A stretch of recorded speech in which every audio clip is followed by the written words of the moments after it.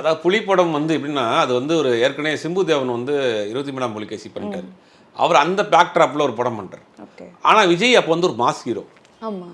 இந்த பேட்டர்ன் அவரை வந்து ஏற்றுக்கல. ஓகே. அதான் தப்பு. அது ஒரு கமர்ஷியல் படமாக ஒரு 4 பாட்டு 4 ஃபைட்டு வச்சு ஒரு பஞ்ச் டைலாக் வச்சு ஒரு நார்மலான விஜய் படமாக தான் படம் போயிருக்கும். அந்த படம் ஒரு எக்ஸ்பிரிமெண்ட்டு. ஒரு புதுசாக வந்து வேறு பேட்டர்னில் ட்ரை பண்ணுறாங்க ஒரு ஜங்கிள் பேக்ட்ராப்பில். அது வந்து பெருசாக ஏற்றுக்கல. அந்த படத்தை நீங்கள் வேற ஒரு நடிகரை வச்சு எடுத்தால் கூட ஓரளவுக்கு போயிருக்கும். விஜய்ங்கிற ஒரு மாஸ் இருக்குல்ல, அந்த விஜய் ரசிகர்கள்ட்ட அதெல்லாம் எதிர்பார்த்து வருவாங்க. அது மாதிரி அந்த படத்தில் இல்லை. அதனால போல அது அந்த படத்தை பேன் இண்டியாவாக பண்ணியிருந்தாலும் அந்த படம் போயிருக்காது. ஏன்னா அவருடைய பேட்டர்னில் அந்த படம் இல்லை. அதான் உண்மை.